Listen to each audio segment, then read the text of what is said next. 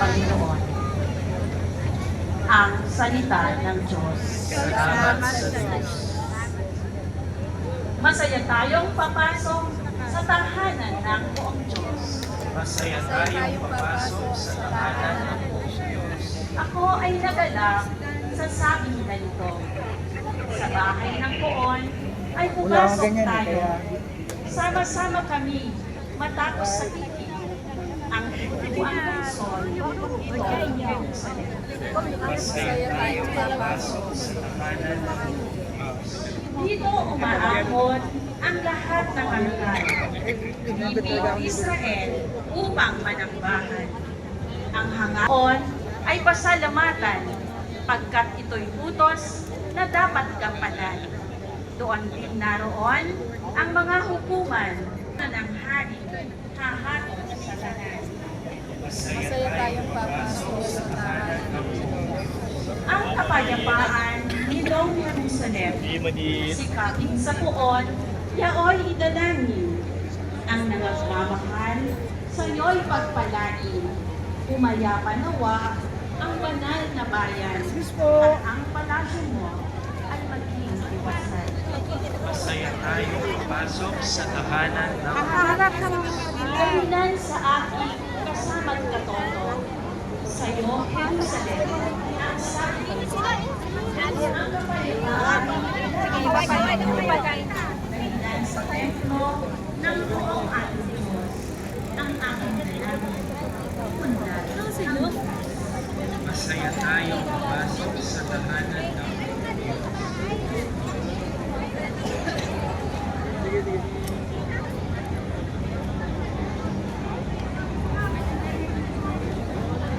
Pagbasa mula sa sulat kay Apostol San Pablo sa mga Galatiano. Alam mo ba't ka naka 5,000 na?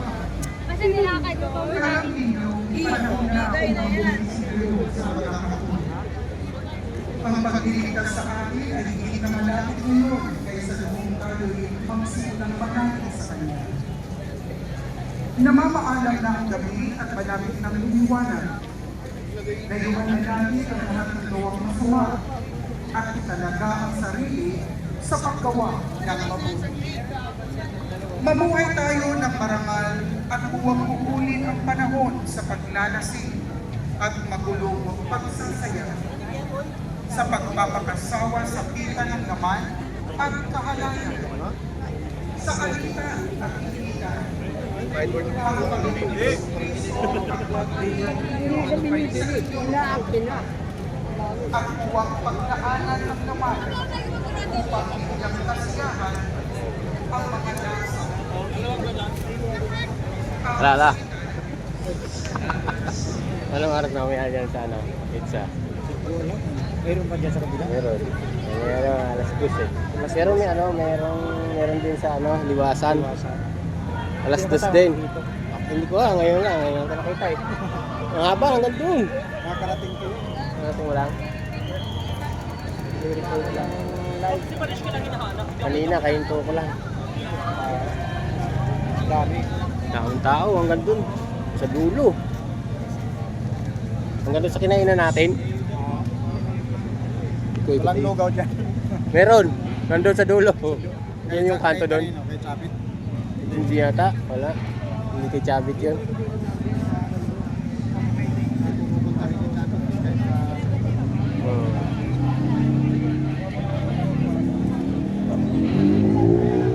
Ikot mo na kuha akong video. Ikot na dito. Yung mga bagong dating.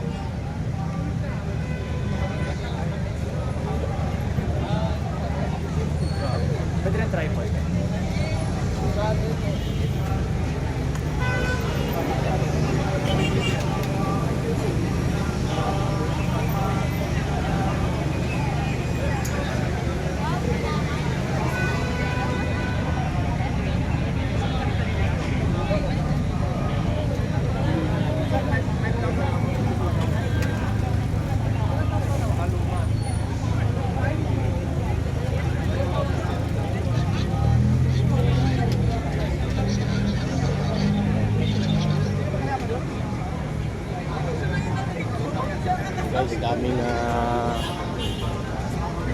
Police. Doon sa dulo.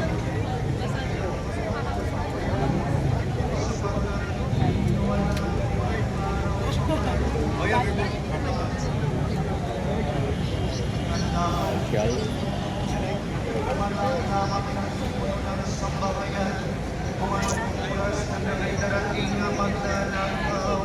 Siya'y magpapatay at hindi niya pababayang pasukin ang kanyang bahay. Kaya maging handa kayong lahat sapagkat darating ang anak ng tao sa oras na ninyo inaasahan.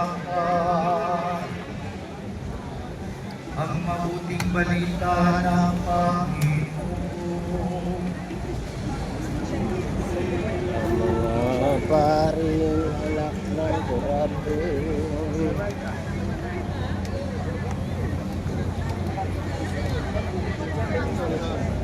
So ayan, may mga banyaga din na ano, ayan o. See? Banyaga na dumadayo na rito sa atin. Hihingi na naman daw ng pundalo. Ayun lang silang.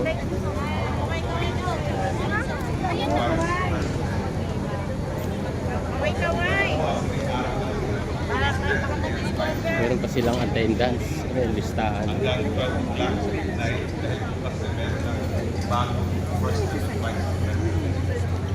So dito guys, meron akong nakitang mga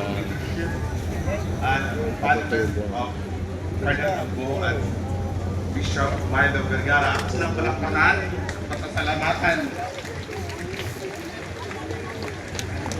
Balikan na. Bishop Eugene Caniete from Gumaca, Bishop Dave Kapukaw, Infanta, and Bishop Odin Sagaporo, Idapawan. Ito si ano. Sino parang pangalan yan?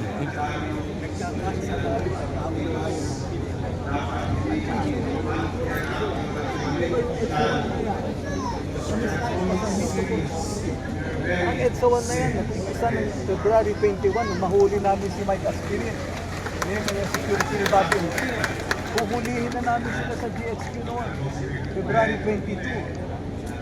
So, anong nangyari? It was a God-given, bloodless people power revolution. But what happened? We missed that opportunity to unite. Kasi we opted to choose, no? People, politicians who were so vindictive.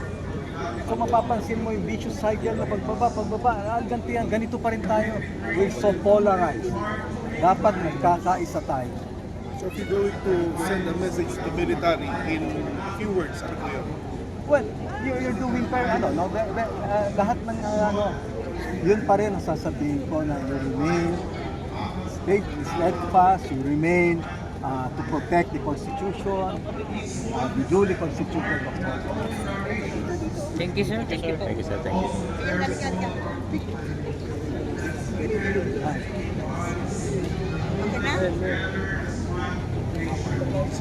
Hi, sir.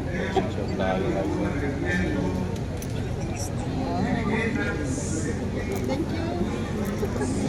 Thank you, sir. Sir, pwede pa picture sir?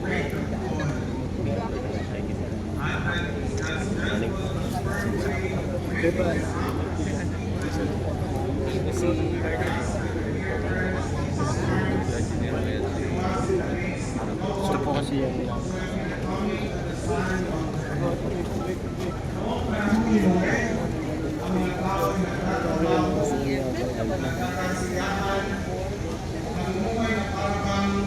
walang nangyayari sa mga pamilya. All familiar that sounds positive habang karamihan sa akin ay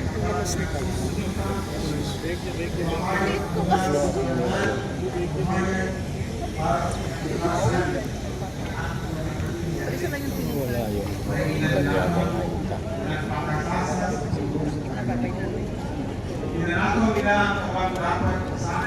Thank you po ah.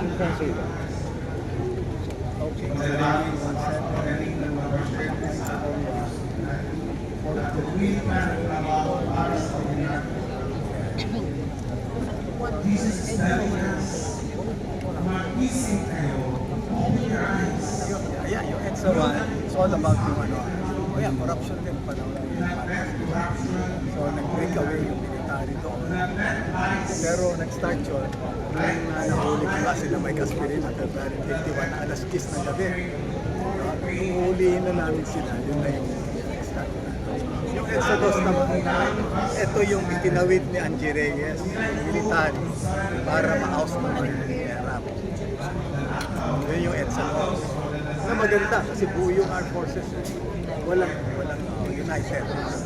Kaya nga sabi ko, forget it. Hindi rin na tayo nagkakasa.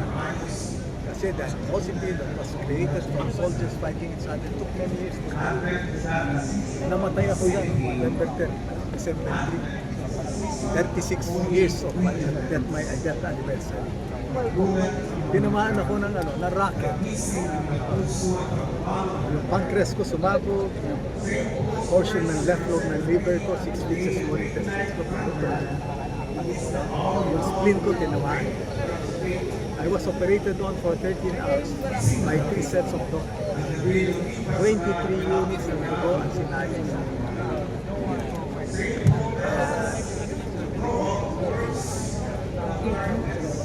Ayan.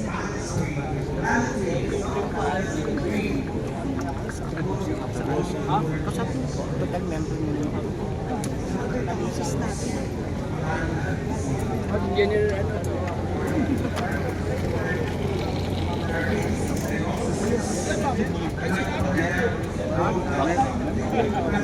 Hindi yan.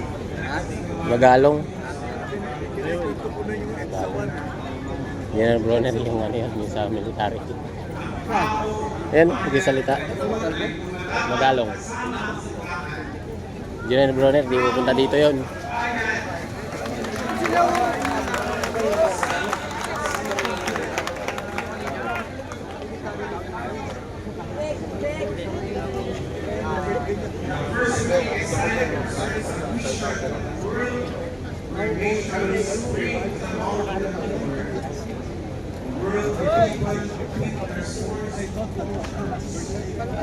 Sabi niya doon, sinalubog.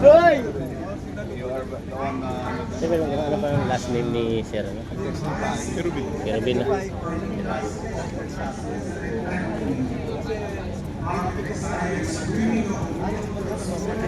Kirubin.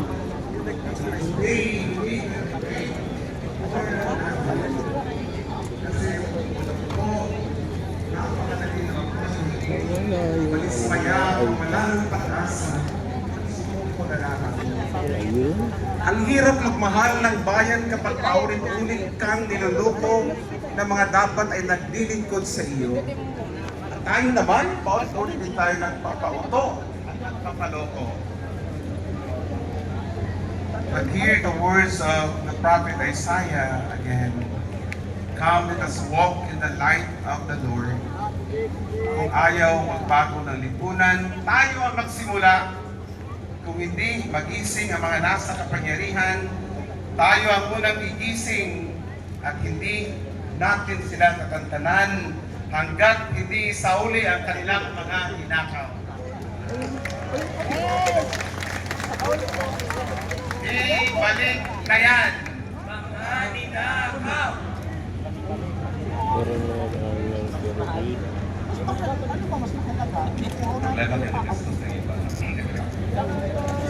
Inspired with the version of Isaiah and with apologies to the great Martin Luther King, allow me to articulate what could be our common dreams, and perhaps the dream of God as Filipinos. We dream that one day the Philippines will rise above corruption, not because our leaders have suddenly become saints, but because our people finally refuse to place the corrupt in power. We dream that one day no child will go hungry and no parent will worry about where to get the next meal because honest work will finally provide a dignified salary that can support the family. We dream that one day the government hospitals will attend to all the sick, including the person in street dwelling situations, and never